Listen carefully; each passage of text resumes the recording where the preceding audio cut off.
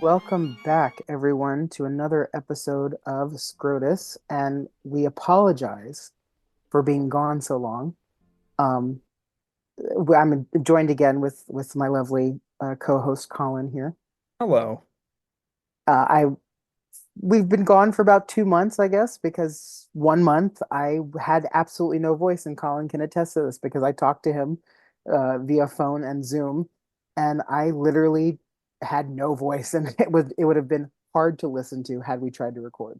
It was also Lent and Sure, then the sure. majority of Eastertide, which we are coming out of. So that takes priority here at Scrotus. But yes, we are back. Yes, that is also very true. But yes, we are finally back, and that kind of is a blessing in disguise because as we've been gone, there have been many cases in the Supreme Court that have been heard and some of them already decided that we have not covered yet. So we're not going to even touch many of those cases that have already been decided because it would be kind of pointless for us to do a preliminary episode and then a follow-up one, which again is a blessing in disguise because that gives us less things to worry about, and we can focus on the more important and interesting cases, which are the ones that haven't been decided yet. Which leads me to my very first case back here. We're going to talk about a very cheery subject. I will preempt that. Note the sarcasm there. We're going to be talking about abortion. Sarcasm duly noted. We're going to be talking about abortion, unfortunately, in both this episode and our next episode. Demos is hungry, A double header here. Yes, yes, he is. very hungry. So we might as well just jump into this first case. This is, in my opinion, a very contentious case that no one's talking about. And one of the main questions that is being asked of this case is going to be very important and something that Colin and I will have things to say. Let's put it that way. So this is the Food and Drug Administration versus Alliance for Hippocratic Medicine. So the actual question, the main number one question in this case is not so fascinating. It's something, we'll talk about here. We'll give our opinions on, but it's the secondary question that we're focused on. So preliminary question not so fascinating is with regard to stand. So it deals whether organizations, like medical organizations of doctors and medical professionals, are even allowed to sue the FDA. Do they have standing to sue them? Do they have proof that they are harmed by an FDA action that they can then sue the FDA for? That's the main question. And so we will talk a little bit about that. But the secondary question, and the main issue for those of us who are not really legal scholars that I really want to focus on, is the actions of the FDA in the facts of this case and how they really infuriate me. And so we'll get to how the government is not looking out for our best interests. Yeah. Shocker, right? Well, we'll be careful to get this channel shut down. Wait, sorry, sorry, not get the channel shut down. Sorry. Yeah, It come what may, come what may. That is my motto from bring it now on, on. baby. Bring it on, baby. So let's go back in time, and I really want you to pay attention, Colin, and those listening. Please pay attention to the timeline. I'm gonna give you some years, and I'm gonna, punctuate the years so that you can hear like the difference in time. So we're going all the way back to 1996. In 1996, an application to recognize a new drug called mifepristone was submitted to the FDA.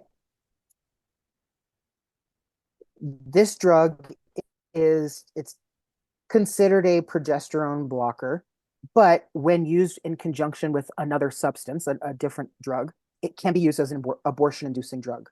So I did a little reading because I am kind of interested in some of the biology behind this. Basically, what mifepristone does is it softens the lining of the cervix, and basically, if you have a fetus that's less than 70 days old, it will kind of almost force you to have a period, if if you're a woman, of course. Um, thus getting rid of a possibly embedded fetus into the uterus. It'll kind of flush it out. But it has to be of a certain size, right? Less than 70 days. So this is an abortion inducing drug. So in 2000, in the year 2000, which is 4 years later, right? 1996 to 2000, the FDA finally came around and said that there wasn't enough data to show that the drug was safe enough to use as an abortion drug. So it took them 4 years to say, "Oh, we don't have enough information. No, we can't allow this drug."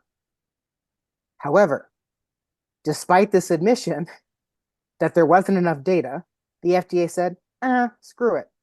We'll approve the drug, but only for use with added restrictions.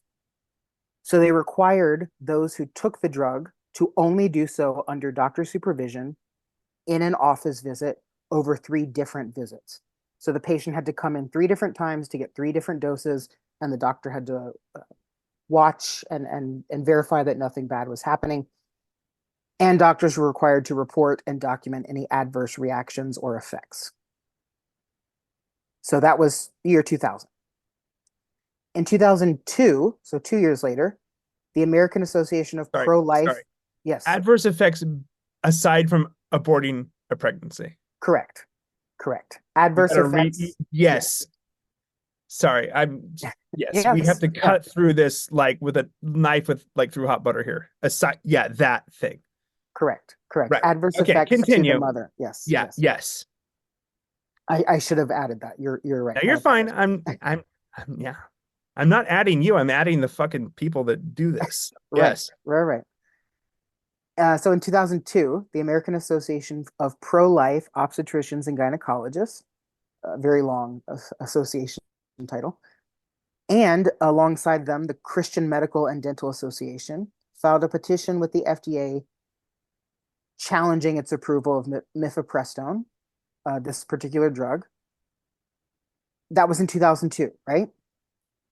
In 2016, the FDA picked up their petition that they filed 14 years before and said, "Oh, no, we reject your petition." On the same day that they rejected that petition, they revised their regulations covering the drugs regimen and removed all of those restrictions. So the same day that they said, "No, we're going to ignore your petition that there's something wrong with this drug," they flipped the script and said, "Oh, by the way, doctors, you don't have to watch patients take this anymore. You can just give it to them and let them go." Red flags coming up for me. I will say 14 years might have been enough time to get some more data and have some idea of, is this drug actually causing problems? That is the one caveat I will add there that maybe goes in the FDA's favor, but the timing there still seems a little odd to me. So then fast forward again, 2019, the same Pro-Life Obstetrician and Gynecologist Association, along with the American College of Pediatricians. Note the name there. The first 2 names that filed the petition in 2002 were pro-life organizations. This time in 2019, one pro-life organization coupled with a nonpartisan medical organization called the American College of Pediatricians. That's important. They filed a petition with the FDA challenging the removal and alteration of those post-approval restrictions. So that the removal of the doctor's visits and stuff like that. They filed a petition saying, "Why did you do this? We object to this." That year, the FDA kind of gave them the middle finger again, ignored the petition, and turned around and approved the mifepristone to be mailed to patients. So instead of just getting it from a pharmacy or from a doctor, you could just request it via mail. and just have it delivered to your doorstep. And the FDA was fine with this. Okay, fast forward a little bit more. In November 2022, so very close to present day, we have the two pro-life organizations, the American College of Pediatricians and the Alliance for Hippocratic Medicine, that fourth one, another nonpartisan group. All four of them finally said, you know what, we've had enough. They filed suit against the FDA in U.S. District Court for the Northern District of Texas, seeking what they call preliminary injunctions against the FDA for their actions, saying that they had no reason to take away these restrictions that they first put on it. They had no reason to offer it by mail.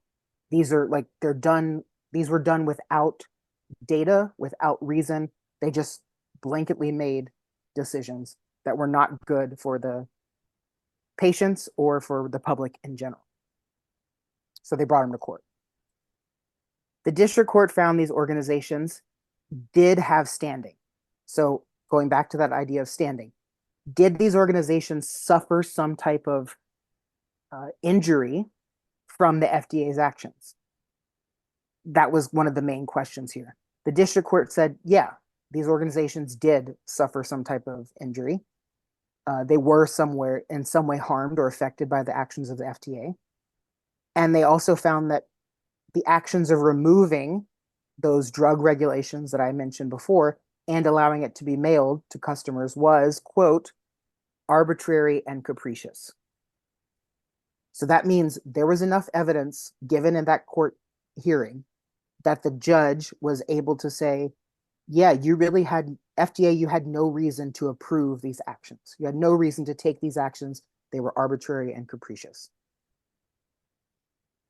They found that there was a substantial threat of irreparable harm if the court did not force the FDA to change course. FDA obviously appealed, went to the Fifth Circuit Court of Appeals, where they also agreed that the organizations had standing to sue, but that Court of Appeals reversed the ruling, saying that the FDA had to disallow the use of the drug. So they put it back into the market.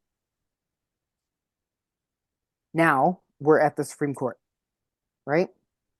Any statements or questions so far, Colin? No, it's just Are we sadly nothing. following though?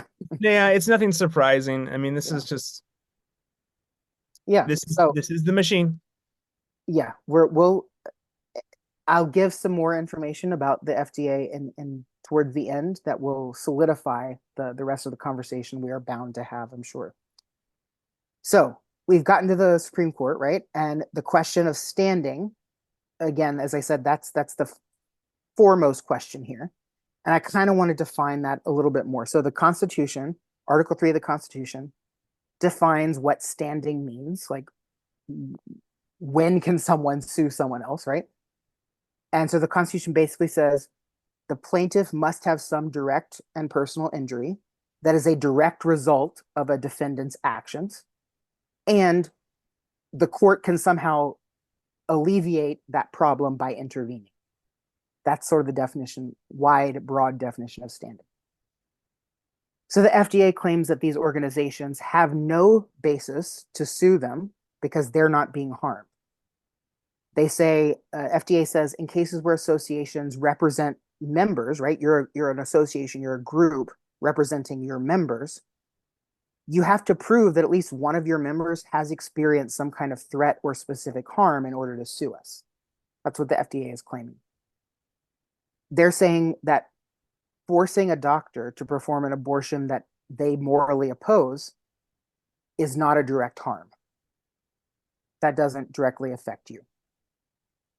And they feel that all these hypothetical scenarios that these associations are bringing up in court of possible harm lack statistical evidence of actually occurring, and so that shouldn't count as evidence against the FDA. On the other hand, the alliance, so these groups, I should say, of doctors, they contend that by forcing doctors to perform actions that they don't want to do or deem unethical is actually a potential harm. Go figure. And they also claim, and this is interesting, there is a substantial risk of emergencies that arise due to the abortion-inducing drug because, quote, the mere existence of abortion drugs guarantees that those drugs will have complications that OBGYNs must deal with, close quote. They also contend that over half of the women who have gotten abortions using drugs like mifepristone, and of those, 3 to 5% have to go to the emergency room because of them. 3 to 5% doesn't sound like a lot to some people. That's pretty statistically significant in most cases, I would say. Right? Oh yeah. Again, Especially when it comes to medical problems. complications aside from the abortion. Correct. Correct. I'll aside from the abortion. Right. So other Aside from the abortion. right. Things I'm compromising the reframing this mothers. in Yes. time because you have to continually reframe with these people. Yes. Yes. Right. Continue. So the alliance, again, that's the name that this group of organizations has given themselves. They argue that the injuries are traceable, directly traceable to the FDA's actions because the deregulation of the abortion drugs led to an increase in the use of those drugs. Again, makes sense. It's logical. If you take away restrictions of their use, they're going to be used more. Duh. So in other words, the alliance is claiming the increased use of those drugs are the, quote, predictable effect of government action, which should be sufficient enough to say, we have standing to sue you because you are hurting our patients and by extension, us. So a little bit more here and then we'll wrap it up. The FDA argued that against the arbitrary and capricious label, right? So this idea that they made decisions in an arbitrary way. They said that that's incorrect because they claimed we used tons of careful, extensive research conducted over 2 decades to make our decisions. All of that data was driving our decisions. And they concluded that, quote, and listen to this quote carefully, everyone. Deference to the FDA's expertise is essential, particularly when the agency navigates the nuanced terrain of medical and pharmaceutical regulations to protect and advance public health objectives. I read that to say an arm of the government is telling you, pipe down, peons, we know what's best for you. And they're saying this to a large group of organizations of doctors, right? So 4 large organizations of doctors have come forth to say, we have problems with this. And the FDA, which is a part of the government, is saying, pipe down. There's a problem here. And to make matters worse, here's the last part of the evidence. The alliance argues that the FDA relied on reports that it knew were inaccurate and incomplete when making their decisions. They say that the FDA relied on studies that made generalizations about the US population because of small sample sizes, and those studies included other pre-abortion safeguards. So these studies were tainted with other drugs and or abortion safeguards that clouded the results, right? It's going to have an effect on the results. They finally emphasized that the FDA ignored the studies, suggesting that there is an increased risk of people using mifepristone as a result of reducing the safeguards that were mentioned in previous studies. And here we are. So you mean to tell me, and again, to me this is not shocking, and I doubt it is to Colin, that the FDA cherry-picked some of the evidence and studies that it used to make decisions about a potentially, well, it's a fatal drug to a fetus, but a potentially fatal drug to the mother as well, and said, go ahead, send it by mail to people, for God's sakes. And I will cede my time to Colin to see what he has to say about this. I doubt you're surprised, just as I'm not, but I'm sure you have some thoughts. This is all just, yes, this is people hashing out like various minutia, legal minutia. Fine, that's what the show is about. But it's crazy for me to hear this all done in the context, like, yeah, adverse reactions, unintended side effects, dangerous things. Like, to what? What? For an abortion?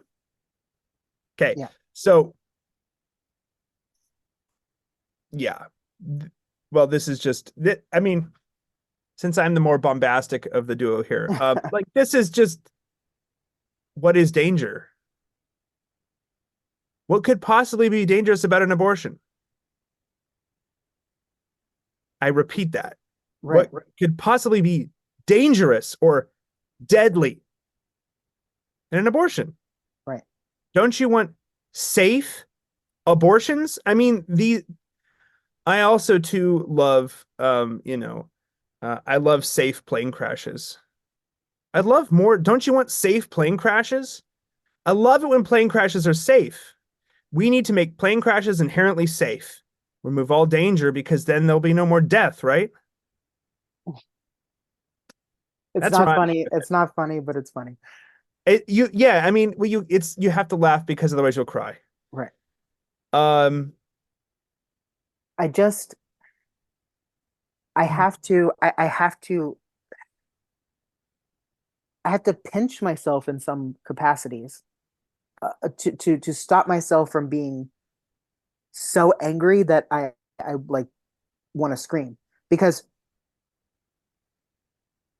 we're supposed to trust the FDA. The FDA is the uh, uh, arm of the government that makes very, very, very important decisions about what we put in and on our bodies. And to hear that they have made decisions about an abortion drug without doing any real due diligence really puts into question a lot of things, and really makes the um, I'll use the word jab arguments that people make, about a certain injection, and how the government treated that, really makes them seem less crazy. Really gives them a little bit of credibility. The government just doesn't care about its citizens, and the government just wants to say, listen to us, we know best, calm down. yeah. And the fact that this isn't being talked about, this case is not being talked about by anyone. Why? Well, if I can rep someone, um, if anyone here is on Twitter and knows Elu Femplar, he's pointed out, made a very good point. Trying to remember exactly when. I'm not gonna be able to pull the tweet up. That um, producers of um, hormonal birth control in general completely have hoodwinked and the American, like, with the tacit sort of cooperation of the FDA and other various government organizations, have completely hoodwinked everyone about how their products actually work, Hmm. and the actual mechanism of their products is all. I'm skirting the line here, Mitch. I'm Yeah. trying not to get you completely shut down here, but do research into the way that a largely unaccountable corporation has completely hoodwinked you about how their product actually works. And regardless of your, let's say, personal opinions about birth control, it's questionable whether that's actually what's happening, because a corporation in conjunction with the government has completely changed the way a discussion about a certain types of chemicals are working in your body. Right. This is something that, like, most people don't know about. I didn't know about until at a certain point, um, because there's a large amount of corporate control about what their products actually do. I am so we're man, Mitch, we are so close to the line on this one. We are touch and go on the line on this one. So maybe do some research into that.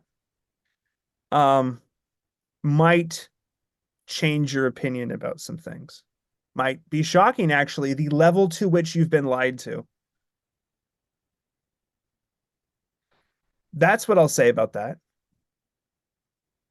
This Very that was a diplomatically put. yes, this is as diplomatic as I can be. Oh, well, believe you know me. I'm not very actually diplomatic about this at all, but I'm doing my best here. Maybe look into that.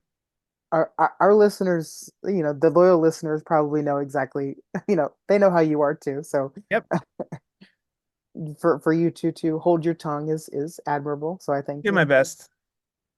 Um, but as two people who were at least were slash are part of academia and scientific, at least readers and consumers of scientific studies, you and I know that there are a lot of issues with some of the quote unquote science that people, pass off as truth. Um, there are things that are confounds. These things have to be studied and restudied and tried and retried over and over and over again, especially when it comes to drugs and actual, medical supplies. So I bring up the fact that the FDA waited 14 years to respond to a petition. And I thought, okay, that's a good sign. Maybe they were actually putting in the time to look at real studies and work and see what data was coming in. But then to go back and have these organizations of doctors basically show in court, no, these are the studies you're citing, and they're all BS, makes me go, well, what were they doing in those 14 years besides ignoring a petition by some concerned doctors? Like, none of this is okay, in my opinion. Right. And I agree. It's indicative. It's my only real point is it's highly indicative of a much broader paradigm Yes. Yeah.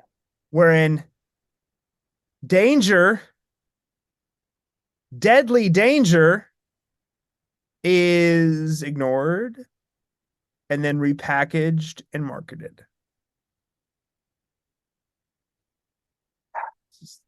So, Wow. and your government works along with these corporations to do that. Right. Because the government is a corporation. But anyway, Hmm?